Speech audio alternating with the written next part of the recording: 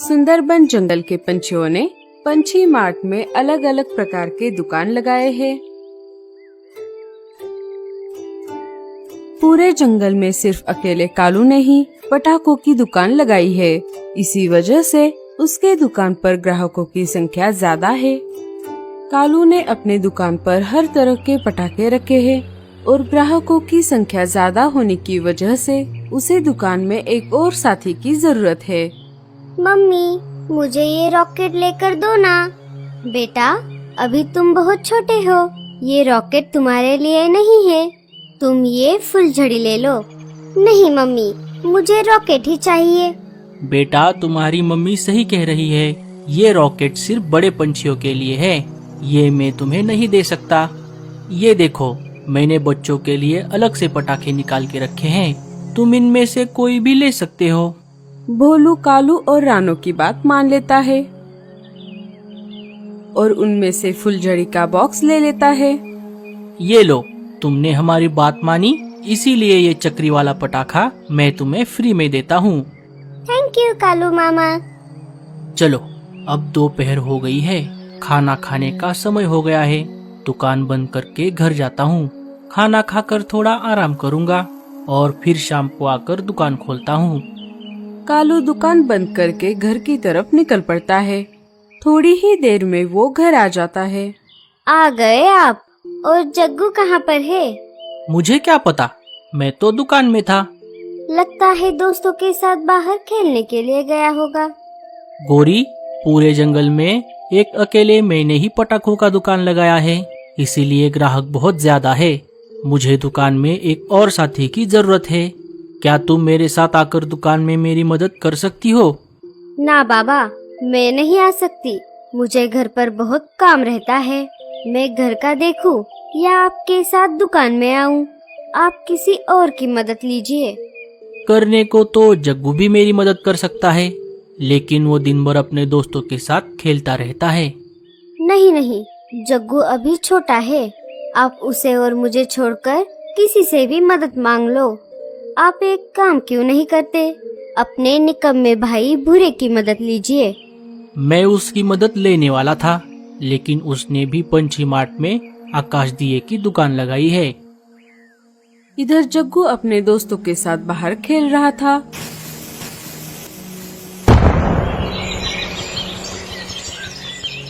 अरे जग्गू, मैं मेरे मम्मी के साथ अभी तुम्हारे पापा के दुकान पर गया था। मुझे बड़े वाले पटाखे चाहिए थे, लेकिन कालू मामा और मम्मी ने मुझे बड़े पटाखे नहीं दिए। क्या तुम अपने पापा से बोलकर बड़े पटाखे ला सकते हो? हम वो पटाखे पूरे जंगल में उड़ाएंगे। हाँ, बहुत मजा आएगा। ना बाबा, मैं ये नहीं कर सकता। पापा मुझे उन पटाखों को हाथ भी नहीं लगाने देते। उन्होंने कहा है वो हमारे लिए नहीं है, वो सिर्फ बड़े पंछियों के लिए है। अगर तुम पापा से पटाखे मांगकर नहीं ला सकते, तो मेरे पास एक और आइडिया है। कौन सी आइडिया?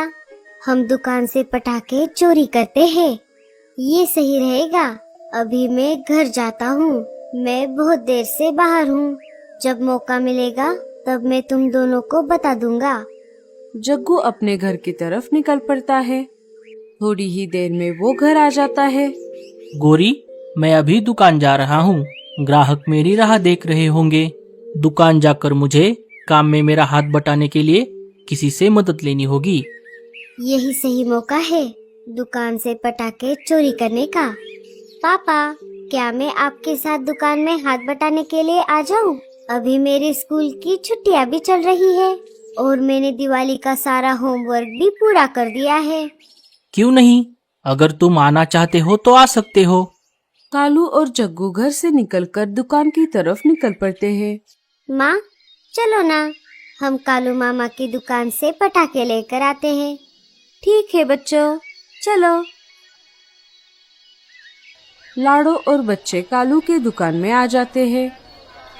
कालू भैया, हमें ऐसे पटाखे दीजिए जिसे बच्चों को कोई नुकसान ना हो। हाँ हाँ, ये लो लाडो, मैंने खास बच्चों के लिए ये पटाखों का बॉक्स तैयार किया है। इनमें से सारे पटाखों को खास बच्चों की सेफ्टी को ध्यान में रख के बनाया गया है। ठीक है कालू भैया, मुझे ऐसे 2 बॉक्स दीजिए, एक टीलू के लिए और एक पिंकी के लिए। मम्मी, मुझे बड़ा वाला पटाखा लेकर दो ना। अरे नहीं टीलू बेटा, ये तुम्हारे लिए नहीं है। पिछली बार एक छोटे बच्चे ने अपने घोंसले के पास रॉकेट को जलाया था, उससे उसका घोंसला जल गया था। इसीलिए मैं इस बार किसी भी बच्चे को रॉकेट नहीं बेचूंगा। ठीक है कालू मामा। कालू भैया, ये लीजिए पैसे, अब मैं चलती हूँ, मुझे और दिवाली की शॉपिंग करनी है। लाडो और बच्चे कालू के दुकान से निकलकर मीनू मौसी के मिठाई की दुकान पर आ जाते हैं। लाडो मिठाइयाँ खरीद लेती है और बच्चों के साथ अपने घर की तरफ निकल पड़ती है। जग्गू बेटा, दुकान में फुलझड़ी के बॉक्स खत्म हो रहे हैं, मैं घर जाकर और बॉक्स लेकर आता हूँ। तब तक तुम ग्राहक संभालना। मैं यूं गया और यूं आया। ठीक है पापा। जैसे ही कालू चला गया, भोलू और बंटी वहाँ पर आ जाते हैं। अरे जग्गू, तुम्हारे पापा कहाँ गए? पापा और भी पटाखे लाने के लिए घर पर गए हैं। तुम दोनों अंदर आ जाओ और पटाखे चुराने में मेरी मदद करो। जग्गू और भोलू मिलकर बड़े पटाखे एक बॉक्स में भर देते हैं। अरे जग्गू, तुम यहाँ कैसे? और कालू कहाँ है? जी, वो बड़े पटाखे लाने के लिए घर पर गए हैं। आप बताओ, आपको क्या चाहिए? हमें बड़े पटाखे चाहिए थे। आप एक काम कीजिए, थोड़ी देर बाद आइए। अभी दुकान में एक भी बड़ा पटाखा नहीं है। ठीक है, हम थोड़ी देर बाद आते हैं। वो दोनों वहाँ से चले जाते हैं। अब तुम दोनों एक काम करो, ये पटाखे लेकर जंगल के खुले मैदान पर जाओ। जैसे ही पापा आएंगे, मैं कोई बहाना बनाकर वहाँ पर आ जाऊंगा। दोनों बड़े पटाखे लेकर वहाँ से चले जाते हैं। जैसे ही वो दोनों चले जाते हैं, कालू कौवा बॉक्स लेकर वहाँ पर आ जाता है। जग्गू, मेरी गैर हाजिरी में तुमने कोई उल्टा सीधा काम तो नहीं किया ना? नहीं पापा, उल्टा मैंने सारे बड़े पटाखे बेच दिए। अरे वाह, ये तो बहुत अच्छा हुआ। लेकिन तुमने पैसे तो ठीक से ले लिए ना? मैंने वो पटाखे उधार पर दे दिए पापा। क्या क्या कहा उधार पर? लेकिन किसे दे दिए उधार पर? आपका कोई दोस्त दूसरे जंगल से आया था। वो कह रहा था वो आपका बचपन का दोस्त है। उसने नाम तो नहीं बताया, लेकिन उधार पर सारे पटाखे लेकर गया। जाते जाते कहा 1-2 दिन में पैसे लाकर दूंगा। अरे बाप रे, लगता है मेरी गैर हाजिरी में तुम्हें किसी ने उल्लू बना दिया। हमारा बहुत बड़ा नुकसान हो गया जग्गू। वो पटाखे बहुत महंगे थे और बहुत ज्यादा आवाज करने वाले भी। मुझे माफ कर दीजिए पिताजी, मुझसे बहुत बड़ी गलती हो गई।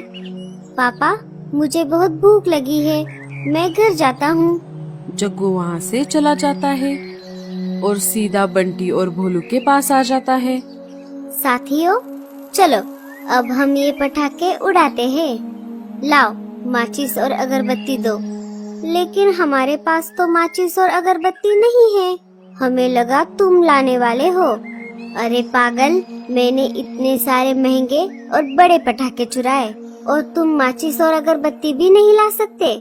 अब हम तीनों में से जिसका भी घर पास में है वो जाएगा। मेरा घर सबसे नजदीक है और मम्मी पापा भी अनाज लाने के लिए बाहर गए हैं। मैं लाता हूँ। भोलू वहाँ से अपने घर की तरफ चला जाता है और थोड़ी ही देर में माचिस और अगरबत्ती लेकर वापस आता है। ये लो, अब जल्दी करो। जग्गू माचिस की मदद से अगरबत्ती जलाता है और उन पटाखों में से सबसे बड़ा पटाखा ले लेता है। जग्गू वो पटाखा लगा देता है। जैसे ही पटाखा जल जाता है, वो आसमान में चला जाता है और जोर की आवाज के साथ फट जाता है। तीनों बहुत खुश हो जाते हैं। अरे, ये दिन में इतना बड़ा पटाखा कौन जला रहा है? और ये पटाखा तो मेरे ही दुकान का लग रहा है। कालू जी, क्या जग्गू यहाँ पर है? क्या उसे भूख नहीं लगी? लेकिन जग्गू तो बहुत देर पहले ही यहाँ से घर की तरफ चला गया है। क्या वो अब तक घर नहीं आया? वो घर पर नहीं आया इसीलिए तो मैं यहाँ पर आई हूँ। चलो अब हम इस बार रॉकेट लगाते हैं। इसके लिए तो हमें एक बोतल चाहिए जिससे रॉकेट सीधा आसमान में चला जाए। अब हमें यहाँ बोतल कैसे मिलेगी? अरे कोई जरूरत नहीं है, तुम दोनों रुको, मैं बराबर लगाता हूँ रॉकेट। जग्गू रॉकेट ले लेता है और रॉकेट को लगाकर उसके साइड में 2 पत्थर लगाता है जिससे रॉकेट सीधा रहता है। वो उसे जलाता है। जैसे ही रॉकेट जल जाता है वो आसमान में सीधा जाने की बजाय उड़कर एक पेड़ पर बने घोंसले में चला जाता है। घोंसला घास फूस से बना था, इस वजह से उसमें आग लग जाती है। आग का धुआं सब तरफ फैल जाता है। अरे ये धुआं कहाँ से आ रहा है? मुझे कुछ गड़बड़ लग रही है। कालू दुकान से निकलकर खुले मैदान में आ जाता है। वहाँ पर तीनों को पटाखों के साथ देखकर वो समझ जाता है कि ये इनकी ही शरारत थी जिससे घोंसले में आग लगी। वो तो अच्छा हुआ वो घोंसला खाली था। कालू को देखते ही भोलू और बंटी वहाँ से भाग जाते हैं। जग्गू, तुमने पटाखे चुराकर अच्छा नहीं किया। अब देखा इसका नतीजा। अगर घोंसले में कोई पंछी फंस जाता तो? पापा मुझे माफ कर दो, मुझसे बहुत बड़ी गलती हो गई। आगे से मैं सिर्फ छोटे पटाखे ही उड़ाऊंगा। तभी गोरी वहाँ पर आ जाती है। जग्गू मेरे बेटे, तू ठीक तो है ना? हाँ मम्मी, मैं ठीक हूँ। मम्मी मुझे माफ कर दो, आगे से मैं ऐसा नहीं करूँगा। दोस्तों, हमें इस कहानी से ये सीख मिलती है, कभी भी झूठ नहीं बोलना चाहिए। चोरी करना बहुत गलत बात है, इससे बहुत बड़ा नुकसान हो सकता है और अपने बड़ों की बात हमेशा माननी चाहिए। तो दोस्तों, कैसी लगी आपको हमारी ये दिवाली की कहानी?